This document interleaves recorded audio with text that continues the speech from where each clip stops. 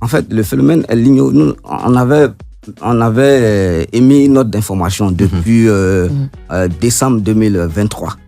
On avait émis une note d'information qui disait qu'on aura un déficit pluviométrique et on aura de fortes chaleurs dans le mois d'avril et mars. Donc on avait émis la sonnette d'alarme. Donc, quand on est arrivé en avril et mars, on a fait des ateliers. On a invité des journalistes scientifiques et on leur a présenté les résultats. On leur a dit que, vous voyez, on avait annoncé, mais ça a arrivé. Oui. On a eu même un record au niveau de Dimboko, avec une température de 41,2 degrés que Dimboko a enregistré. Donc, pour dire que il y a une dynamique qui est autour. Donc, quand on sent qu'il y a un phénomène, puisque c'est notre devoir, quand on sent qu'il y a un phénomène qui va toucher la population, on fait un message et on ventile l'information. Le jaune représente un risque faible d'inondation. Okay. Donc, qu'est-ce que ça signifie un risque faible d'inondation? Ça signifie qu'on a une faible possibilité d'inondation.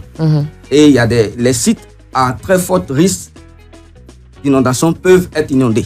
Parce qu'il y a des sites à très fort risque d'inondation peuvent être inondés. Maintenant, quel est le conseil et le comportement? Vous voyez sur nos bulletins, on met soyez attentifs. Soyez attentifs à quoi? Soyez attentifs aux informations météo avant d'entreprendre un déplacement ou toute autre activité extérieure. Ensuite, il y a la couleur orange qui signifie un risque moyen.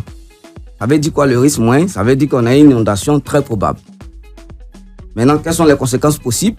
On a une forte possibilité d'inondation dans les zones à risque. D'accord. On aura une circulation routière très difficile. On aura une possibilité de coupure d'électricité. Et aussi, on aura un risque de débordement des réseaux d'assainissement. C'est ce qu'on a vu. Oui. On a connu du 13 au 15 et la semaine dernière, le jeudi passé. Ce que nous conseillons aux populations, c'est d'être à l'écoute des informations météo. On est dans le changement climatique, un dérèglement climatique. D'être à l'écoute des informations météo. Et aussi aux populations, le civisme. Oui. Voilà, d'éviter d'obstruer les réseaux d'assainissement. Parce que si vous... Plus que la normale. Voilà. Puisque vous déversez des déchets solides, ça va boucher et puis les eaux de pluie se retrouveront chez nous à la maison. C'est ça. Donc, on encourage les populations d'être aussi familières aux bulletins météo, aux informations que nous ventilons sur nos différents réseaux de communication. La saison de pluie a commencé le 1er avril et finira le 31 juillet. Donc, ça c'est sûr. Voilà. 1er avril, 31 juillet. Voilà. Donc, quand on va arriver dans le mois de juillet, vous allez remarquer une atténuation des précipitations. Voilà.